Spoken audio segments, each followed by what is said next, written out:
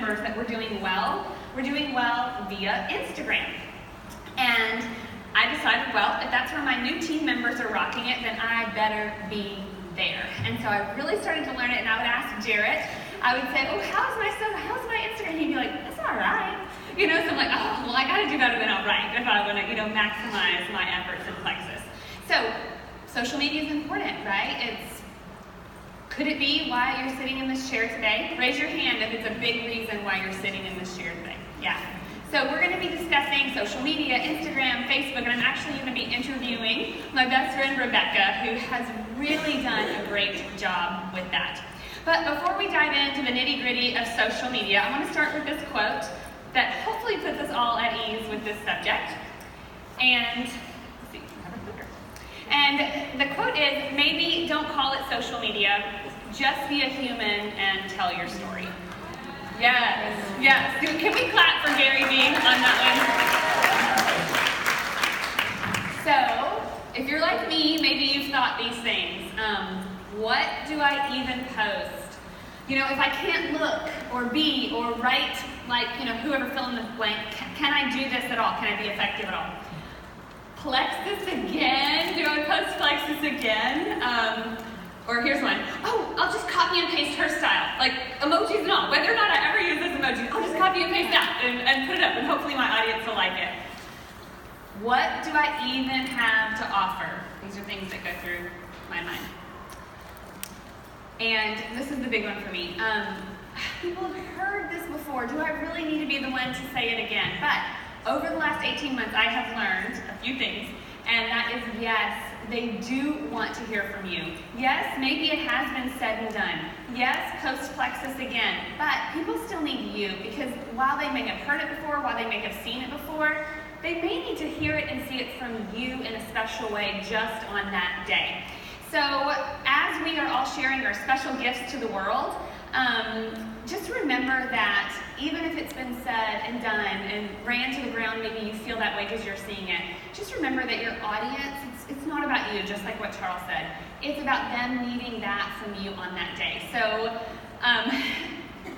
as we're sharing and learning this, I want to tell you a little bit of a funny story. Actually, I think it's really funny about social media and me when I first got going. I was 29 years old. I was pregnant with my 4th child, and I had about 259 Facebook friends.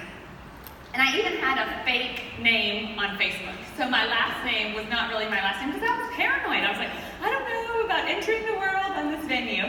And right when I started Plexus, Sonia Dudley was like, oh, your husband's a video producer? I need to make a video because people are asking me all kinds of questions about Plexus, and I don't want to keep repeating myself. So raise your hand if you remember that 45-minute video of Sonia with the trifold and the products and raise your hand tall so I can see it. Okay, do y'all all remember that video? Okay. Well, behind the camera, it was Jarrett and I in this tiny little Sunday school room. And I was smiling at Sonia, and she's in her red skirt suit, and she's talking all about Plexus. And Jarrett was filming her, and I was trying to give her good positive feedback. And I was a silver. I had about 7 people on my team at that point. And I was really sad because she was having a training that weekend where you had to have 10 whole people on your team. I was like, I couldn't go. So I was so sad, but I was like, it's okay, I'm going to get 10 people on my team. Maybe I'll be able to go to Sonia's next training. But here's the funny thing. She wrote the check, I think it was a $300 check for us to do that video, and it was to Kristen with my fake last name. So maybe lesson learned, if you want to be able to cash your checks, have your real name on social media. Lesson number 1. So while I did do a lot right, I was paranoid and scared, there were a few things I did right, which we're going to incorporate into the talk today. It was that I just shared what I was learning as I was learning it. I tried to add a little bit of value to my audience. People knew what I was about because I was comfortable with that. And so there's some people in this room that didn't maybe even know my last name when I started Plexus, but because I had been willing to share myself, that now, that it's a big reason why I'm here. It's all the reason why I'm here. Is, Wendy and Eva and Brenda and Shoshana and James, they're I'm here because they knew me in the social media realm. Okay, so over these last couple years of being great friends with Rebecca, she's been on the receiving end of a million questions and things that I was nervous about. And so okay, so Rebecca and I are like kind of nervous as well. It's social media. It's a topic that makes a lot of us sweat, right? Because it's sharing our personal lives in a way that maybe your life has changed over the last few years. So as I've been nervous and vulnerable and sharing these things with Rebecca, she has coached me in a way that has helped so much. And her mom says she may not have gotten her bachelor's degree, but she graduated and got her degree in Facebook. So Rebecca, that's why she's the perfect person to talk to us today.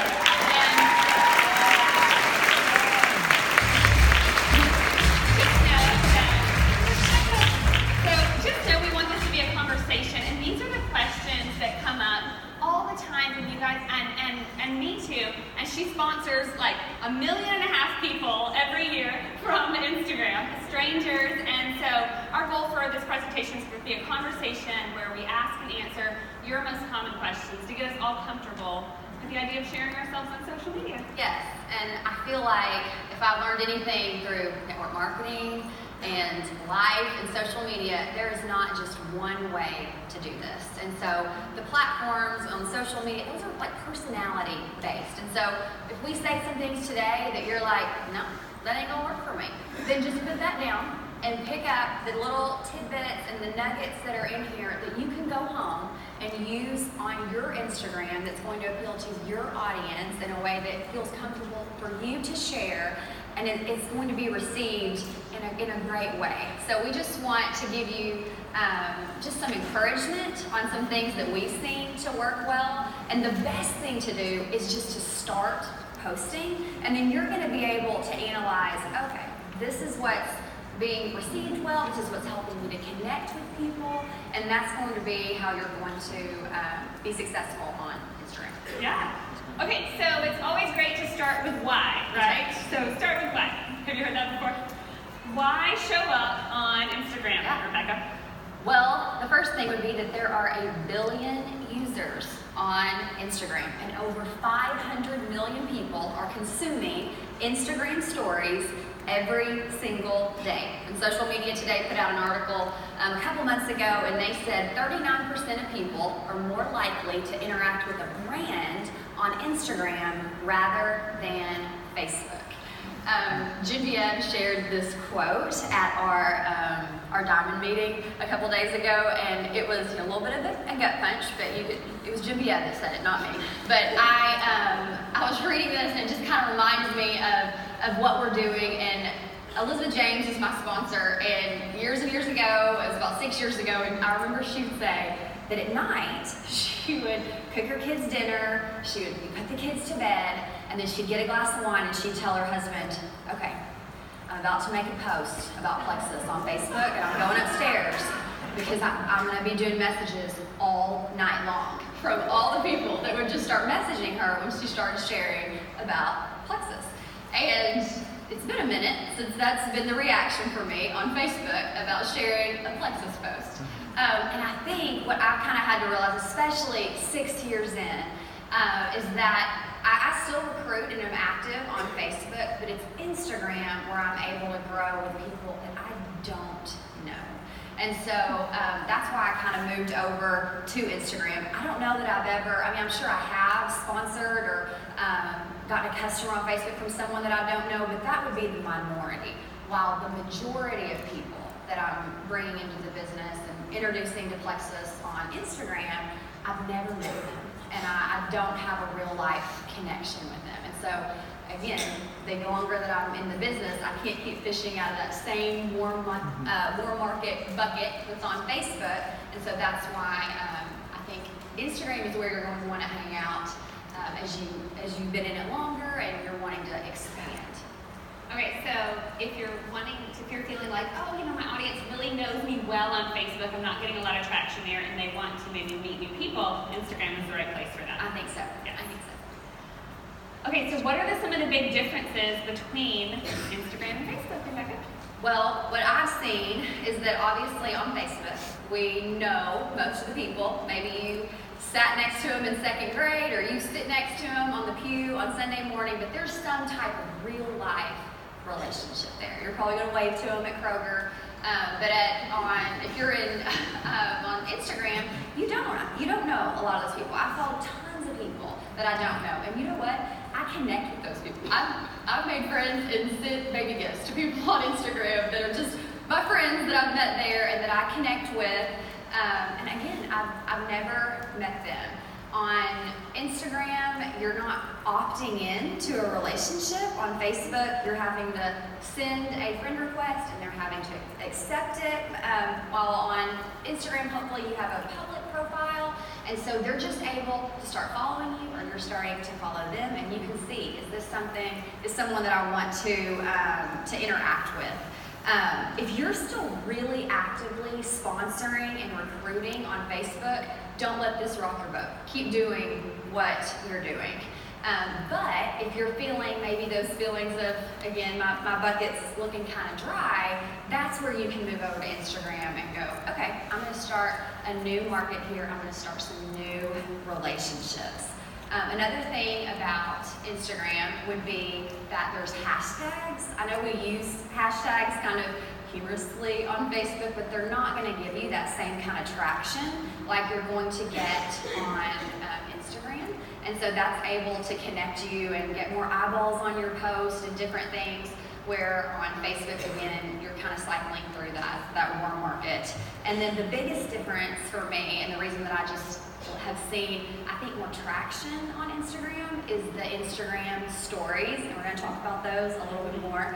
But the story interactions, if you're posting maybe on your Facebook stories and your Instagram stories, I know I see, I have about the same size following on Instagram and Facebook, but on Instagram, I see about 10% of my following, my audience, whatever, that are looking at my stories and consuming that content versus like 1% on Facebook. And I feel like it's all going down in the stories on Instagram, and so that's why I want to hang out there. Okay, so your Instagram stories get you the most traction in your business. Yeah, the way I look at the difference between Facebook and Instagram is Facebook is like in real life people, and Instagram are if I'm wanting to broaden my horizons and grow. All right, well, what about posting the same content to Facebook? Can I just like copy paste and do one to the other? Well, that is always like one of the very first questions that people ask, and so we wanted to talk about that because the first thing is you are the captain of the ship. You should try it and see how that works. And I've been on Instagram since I think 2010, and so I've tried lots of different things. And I think one thing that's kind of helped me personally to be successful is I am always willing to just put myself out there and try it. And if it doesn't work, and I'm like, oh well, or I'll shift and pivot, and then I'll try something else. And so just start posting, and then kind of maybe you can figure out some analytics and ways to kind of track what's working, what's not. But I'll share what I've learned about pushing the same content from one platform to the next, and that is if you're trying to grow one of those platforms more than the other, like maybe you're still serving Facebook, but you're wanting to grow your Instagram, I would post that content first on Instagram. And then maybe a few days later, you post it on Facebook too, so you can still serve that audience. But especially when you're first starting, there's going to be a lot of overlap in your audiences.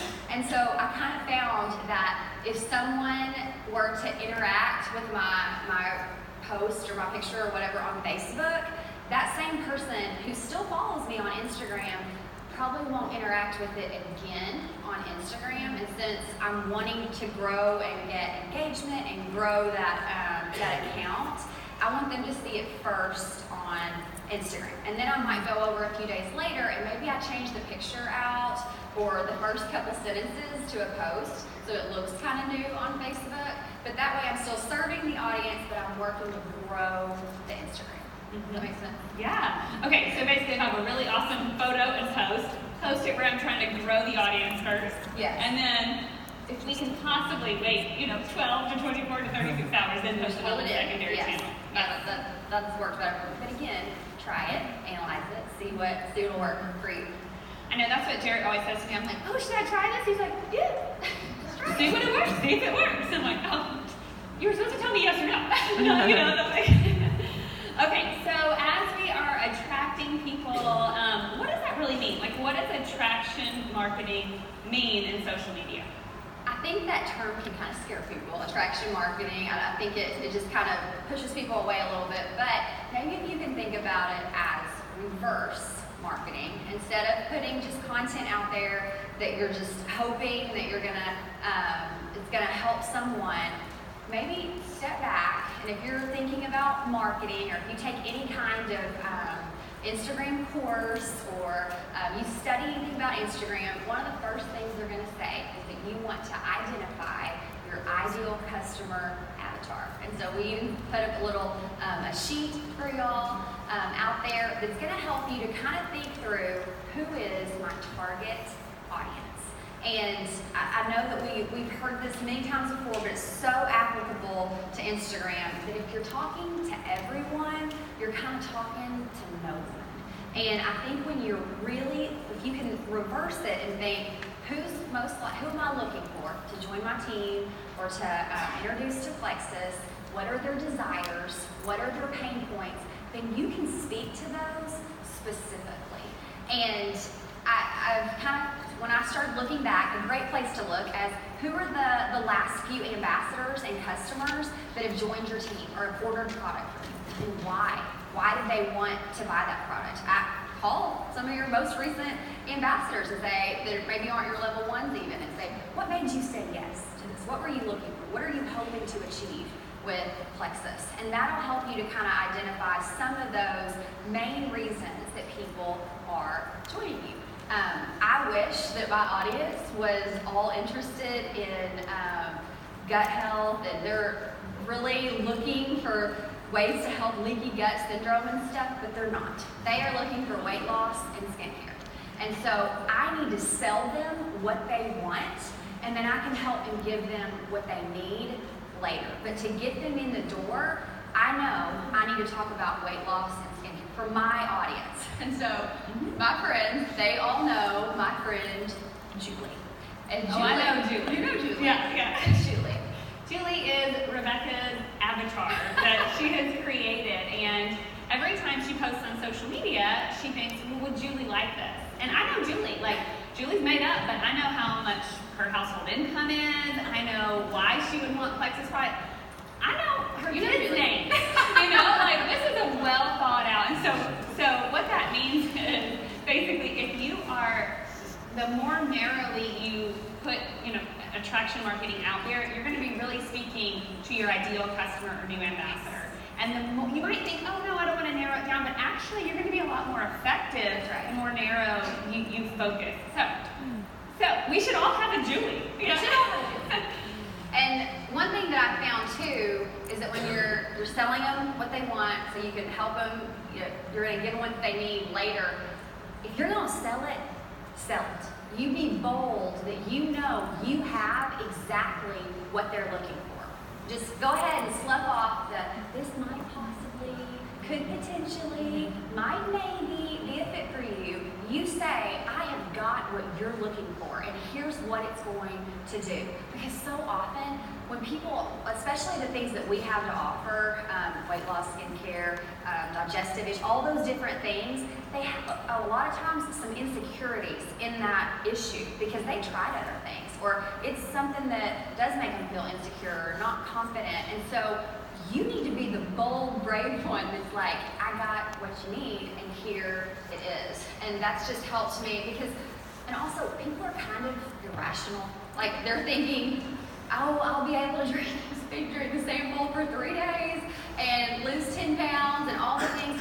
You need to be able to get them in the door with really bold language, and you can do that on your social media posts, because it's not that you're the expert, but you're connecting them to something that can absolutely help them. So the cool thing about that is that people are a lot more likely to buy on Instagram, so we can speak more boldly. People are more comfortable purchasing on Instagram than they are on Facebook. And the other interesting thing that I love about the idea of creating your own avatar is that each of your ideal customer is going to look very different. So we're all different ages in this room. We all live in different areas. All of our friend groups look very different. And that's the beauty of the difference in who our ideal customer is. And that's one of my favorite things about Plexus is it's just our job to open doors, right? You love that thing. Okay.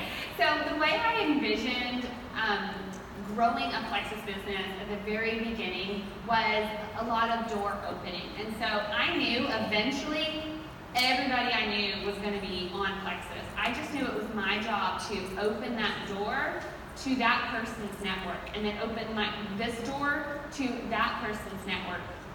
And the more doors we open, the more points we have, the more we get paid. And I mean, that's what our job is, to open doors for Plexus to sell more product to those new networks. And so these Julies and these Sarahs and these, Suzannes that we can create in our mind and avatars, it's going to make us a lot more effective in the information we share to people. Okay, so how do we add value on social media? This is one of my favorite things to think about as I'm posting. Yes, so I think when you hear add value, you think, I have to be an expert, and I'm going to have to offer tips on everything, and I'm going to have to, again, just be able to teach things all the time. I'm going to add value. But maybe show of hands, how many people in this room got to jewel level before two years or less?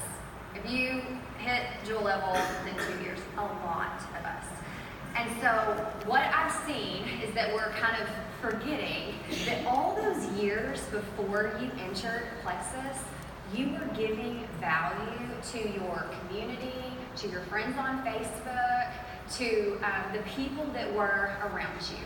And that may have looked like you were liking, commenting on their social media posts. Maybe you were active at your church group or something in your community. You were connecting with people, and those people considered that valuable. They thought you were someone that was adding value to their life. So when you all of a sudden were like, oh, look, I found this pink drink, they were like, oh, I know her, I like her, I trust her, I'll have what she's having. Because all those things. So then, over the next 2 years or so that it took you to get to that level, all of a sudden, a lot of your value add was Plexus, Plexus, Plexus, Plexus, Plexus. And you're still in the same bucket, fishing out of all these people, right? And that's been the main thing that you've been talking about. And so then, once you get 2-3 years in here, and you've mainly at this point just been talking to all those people that you were adding value with for years before, there's a little bit of this like, and you're like, oh, I don't have anyone left to talk to about this. Because in your warm market and those people that have been receptive to Plexus thus far, you've kind of not been giving them value in other areas.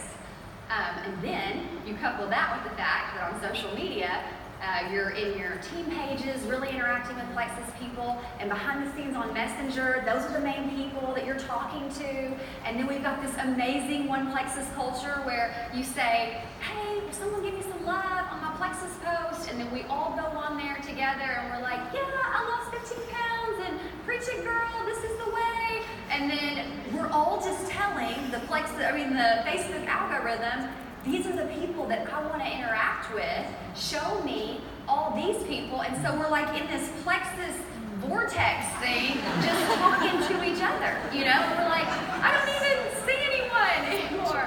Because we've told the algorithm, these are my people. And so I want you to think about that you've got to be purposely, intentionally connecting with people. That's part of our job, is to go find those people to interact with, add value. And on Instagram, it's a whole new place where we also, especially as Jules, we've been here for so long, we've got teams that are liking and saying, oh, good job, and they want to do what we're doing. And so you post a Plexus post and you get, your 30 likes or whatever on that. And so that makes you feel good that, oh, okay, but they're probably all Plexus people, right? And then you go over to Instagram and you only get the 3 likes, and you're like, oh, no one likes me here. But it's because you've been giving all this value on Facebook for so long. But what if those 3 people are those new doors? And they don't know Celeste. They don't know Brooke. They don't know Kristen. They don't know anyone. Maybe they're in Mexico. They don't, and this, I'm serious. Yeah. And you get to be the one that opens that door, even though you only got 3 likes on the Instagram post. Just put that down and say, I'm ready to be brave, and just try it. It's worth it. Last year, I think I enrolled 85 people, and 40% of those were people that I've never met on Instagram. That just, it was like someone else just gave you their social through Instagram Messenger, and you don't even know their name. And so, it's just a great place to open door. And I just tell you that just to know, you look at it and you're like, oh, it's just pretty pictures. I don't want to go over there and do it. Yes, you do. Yes, you do. And they don't want perfection. They just want reality. And the people that I always sign up, it's because we're connected in a way. And the Instagram stories, because it's all this like behind the scenes, it's not the pretty pictures and all the things usually. It is kind of on the Plexus trips because there's a lot more pretty things, but usually it's not. And it helps them when that behind the scenes makes them feel like they are connected to you. It's familiar to them because it's just showing these little parts of your day. And so it seems like, what am I even doing here? But you're doing something. You're connecting. Yeah, so when I think of adding value, it doesn't have to be, like Rebecca said, you're all of a sudden an expert. It can just be you're making someone laugh. That's or right. you made someone smile, or you shared something from the heart that impacted their life. And a lot of times, I know this is something I struggled with, I think some of my natural strength zones, I think, well, doesn't everybody know that? But really, they don't and we don't. And so when you share in that really cool new way you found to like make toast that you think is just really easy, actually we don't know that. And so even just the simple things that are really natural to you, that's probably what your audience needs to hear the most, because your strength zone isn't my strength zone. And so it's really, so just step outside yourself, maybe ask your friends or your guests here, what are some of my strengths? And then you can go kind of in that direction and start sharing, even if it feels scary. And I just want to say one more thing on that, but just that our goal is not to be Insta famous. The goal is not to get thousands and thousands of followers, because I do have a lot of followers, but most of them are coming on there and saying, I love your earrings, and they're gone. Like, that doesn't really do anything, and that's nice, but that doesn't. I do love your earrings. Thank you. But that's not really the goal. And so what is to connect with people. And so I'm just going to tell you, when you're building a personal brand, if you want to be Insta famous, and you go and every single post is about ketogenic recipes or how to connect, how to do macros or something like that, yeah, that's going to get you a lot more people. The personal brand, when you're sharing about your life, you're sharing about your kids, those things, it's a lot harder to grow that just being a happy Christian mama. It is. But it's easier to connect to a personal brand than it is the macros and the keto. So the numbers, those are vanity metrics that aren't going to do anything. It's if they're engaging with you. Are they responding to you? Are they Instagram messaging you? Those are what you're looking for. Yeah, my 259 friends when I first started with Plexus were more powerful than thousands of Instagram followers, because they knew me and I knew them, and we have been interacting in great ways. It worked out. You did okay. Yeah. One more cool way to add value on Instagram that I've noticed that at first I was afraid to do is to share other people's content. And so we don't have to be the expert adding all this information. Sharing other people's content and giving shout outs to local businesses, that's an actual value add. Hey, I found these cool flowers here. I had this restaurant here. And if you tag these businesses or these other people that you're uplifting, they'll often reshare your material, which broadens your audience. And do you remember when Taylor Swift brought out like a famous person at each one of her concerts? Think of that. So what she did is at her concerts, she would bring out a famous person, and it was really genius because she may have been uplifting them, but really she was gaining their audience too. And that's when her following skyrocketed, was when she highlighted other people. So don't be afraid to highlight even other Plexus ambassadors and that tagging, because that will get you into the right doors and the right audience. So that's a great way to add value. Tagging this hotel, tagging restaurants you go to, and now they will often reshare your content. Okay, so is there a place for us? Rebecca? There's a place. I think I've probably asked you this, I don't know, Couple at times. least 200 times. Yes. Yeah. There's a place. This actually, I understand that women, I grew up with sisters, we have a big, a large group of women, typically, we do, in Plexus. And something that brings out is insecurities, and especially on a visual platform like Instagram, it brings out comparison. And you start to say, oh, if I can't do this like she is, or I'm not gonna write copy like this girl, and my pictures don't look like hers. Is there a place for me? Am I even going to be able to add value?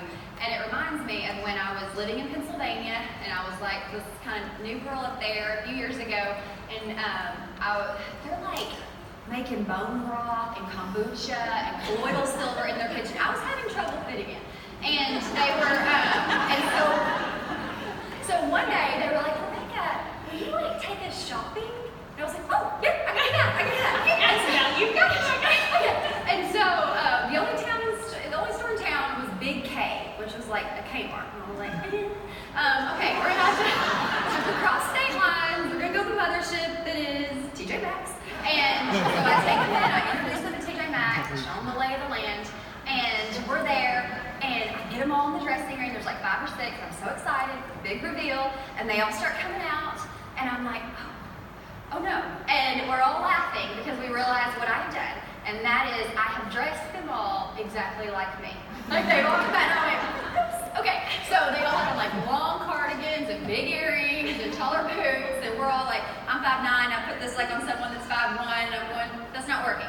And so what I realized is that Instagram is kind of like that too. Like you see what's working for this person over here and you go, oh, okay, I'll put that on. And then you see how they're talking, like their verbiage and stuff, and you go, oh, that's kind of working for them. I'm going to put that on. But what happens to me if I go and I order something online, or I take something off a mannequin, and then I get it home and I put it on, and I'm like, this is not me. This is not me. This is not working. And when I'm wearing something or trying to be something that's not me, I'm immediately insecure. I've lost my confidence. I'm not feeling it because I'm just not me. And so there's things that you can put out there that are you. And that, like Kristen said, it may feel like it's not a value add because it's so innate to you, but that is your value add. I had a lady call me, we were doing a coaching call a few weeks ago, and she's a senior gold on our team, and she's like early 60s, late 50s, right? She's somewhere in there, and she was like, right, I don't know if Instagram's for me. I don't know if I can do it. And I'm just never going to be able to get one of those 22-year-old influencers over there. And she was just on and on about not being able to get the 20-year-old influencer. And finally I was like, you know what? You're probably not. Like, you're probably not going to get the 20-year-old influencer. But because that was who she was trying to target and who she was trying to talk to. Meanwhile, she's in this like sandwich generation where she's taking care of her aging parents. She's also kind of helping with grandkids. She's going to doctor's appointments for them. She's seeing her parents' health declining. She's kind of amazing health testimony. She uses her Plexus income. They retired. They've got an RV. They travel around. And she has all this stuff that's so relatable to her network. And if she would stay in her lane and talk to those people, they are going to be like, oh, if she's doing that, then I can do that. Meanwhile, the 22-year-old probably isn't going to get my friend because they're not needing the same kind of things. They don't have the same desires. They don't have the same pain points. Their Plexus can be able to serve them. And so whenever you start to say, is there a place for me, go back to that ideal customer avatar, how you can speak directly to them. And so often, your ideal customer looks a lot like you. They're going to have a lot of those same pain points, desires, all those things. And so you're your best focus group. If you're thinking, oh, those long posts, I never hit see more, I don't want to read all that, dude, don't post it. If you're not going to read it, are they? Like if you're thinking, oh, I'm not going to respond to that, well, then they probably won't either. And so speak to how you would want to receive that as well, because you're a great focus group. Well, I'm just thinking, man, like she might sign up her friend whose granddaughter is the 22-year-old influencer, right? And so, yeah, there's a lot of room for all of that. Okay, so there is a place for all of us on Instagram and on Facebook. All right, so as we are reaching out to these strangers and these new people, what is the most effective way to do it? Real quick and real honestly. It's the Instagram stories. It is. It's going to be where people, I think too, that it's behind the scenes and no one knows if they liked it or if they commented. And it's always like a lot of times seemingly small things that just start a conversation. And then I'm willing to respond with a question and to talk to them. The Instagram poll, I know Emily Gibson has shared several times about those Instagram polls on the Jules pages. That is where it's at. That you've got a poll on there, you swipe up, you can see exactly who's voting, and then you start that conversation. Those have been huge for me. I was an English journalism major. I studied creative writing. I was a mommy blogger for years. Writing's probably one of my strong suits. I have never been able to craft a message on Facebook. I have lots of cold messages. On Instagram, because I already knew them. On Instagram, I cannot write a cold message to someone I don't know without it sounding spammy. I can't. And I reached out to a lot of Insta gurus in Plexus, Emily Roberts, and Emily Gibson, and Trisha, and Bridget, and Amber Miller, and said, am I off here? Like, are you doing that? And they all said, no, it's all in the stories. And so, if you're wondering where to spend your time, it's those Instagram stories. If you never post on your feed, post on your Instagram stories. So when you say reach out to people in your stories, is it the people looking at your stories and maybe the people responding to polls? I really don't personally, but again, try what works for you. I don't really look at people that are viewing my stories and then reach out to them. Sometimes I've done that and then I started following them and then I'm responding to their stories. But most likely they've interacted with me, so I know they're paying attention to me. And then I love Seth Godin says, marketing is a contest for people's attention. And so that's the biggest commodity on any kind of social media platform is attention. And so you've got to be there to get that. So share yourself on your stories and ask for a contact back, which can mean polls, it can mean the swipe up, it can mean the quizzes and the questions. Yeah. Yes. And then start a conversation from there. Best way for strangers? That's right. Okay. All right. Final tips. Okay. Some of my just final tips would be consistency. That showing up often. Maybe you can just show up 1, 2, 3 times a week on the feed if that's what you can. Only thing you can commit to. I usually do 3 to 5 times a week on my wall. That's again works for me. Try it for you. But I would say post daily in those stories. That those are the things that you're thinking about. I saw someone say the other day, Instagram stories should have a beginning, a middle, and an end. That you're not just kind of just kind of think, is there something I can tell here that's a little funny story or it's a little behind the scenes? Familiar is a really powerful thing. When you're kind of familiar with someone, just their day to day, it creates connection.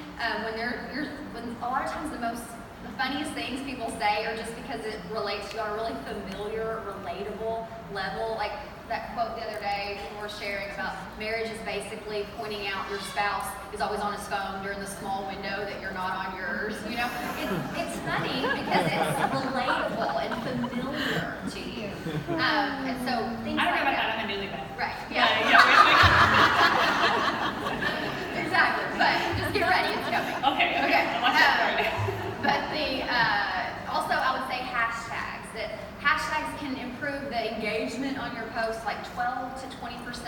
depending on how many hashtags you're using, which ones you're using, and getting more eyeballs there. If you're like, I have no idea about hashtags, I wrote a blog on my website about that a couple of weeks ago, and that's just kind of a starting place on hashtags, with using hashtags appropriately on your post.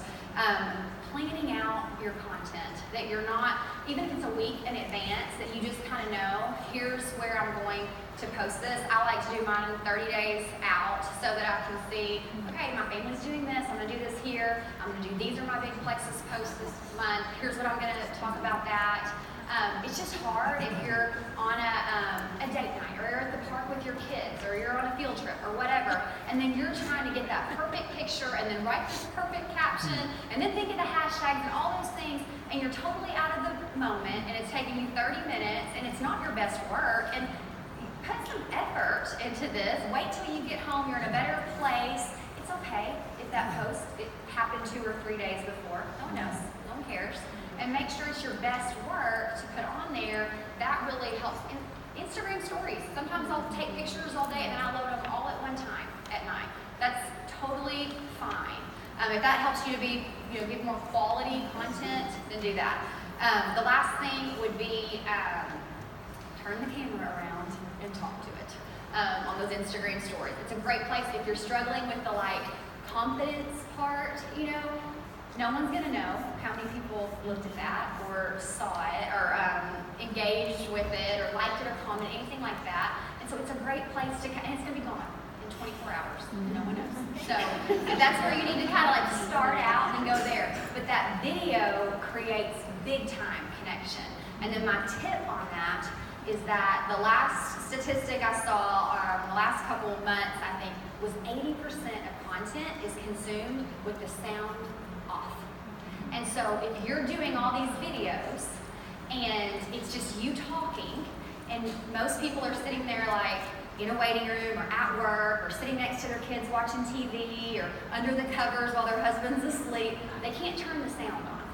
And so if you can, when you post those videos, go back over it with a little caption and either one, put something that creates curiosity, so they want to turn the sound on, or it makes them come back and watch it later, or it just kind of guides them through the main idea. It's going to keep them clicking through, and you're putting content on there, and so what are you saying? And so that it's continuing to connect. So just know, most of the things you're putting on there, they're not ever going to hear you say it, but if you can keep them engaged through those subtitles that aren't real subtitles, but you're just kind of adding tips there, that's helpful. And then the last thing that I just want to say is something that my mom, she and my kiddos are there today, which is really extra fun this year, that she called me a few months ago, and we were just on the phone, and then she just kind of randomly said this little thing. She was like, oh, and I guess what? The Lord has been telling me this new thing. And I was like, well, do tell.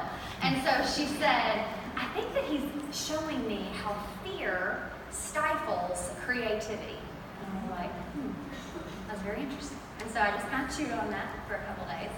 And one place that I'm seeing that really show up is on Instagram, with people that I'm talking to. And Instagram is kind of a creative platform, right? You're taking pictures, you're writing, your thoughts, you're kind of being vulnerable a lot of times.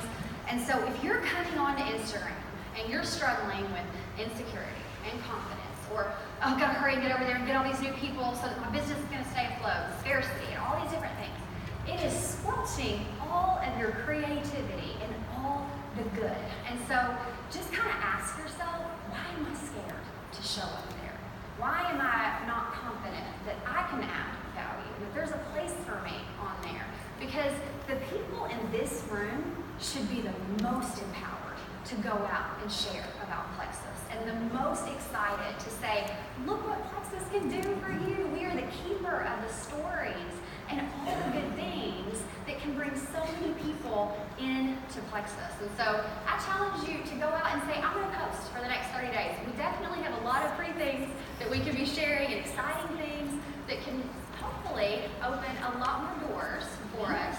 And I just know that you can do it. I like every time I meet someone new here, I'm like, that was such a high quality, cool person. And so I know there's so much good in this room. I just can't wait to see share it. Oh, thank you, Rebecca.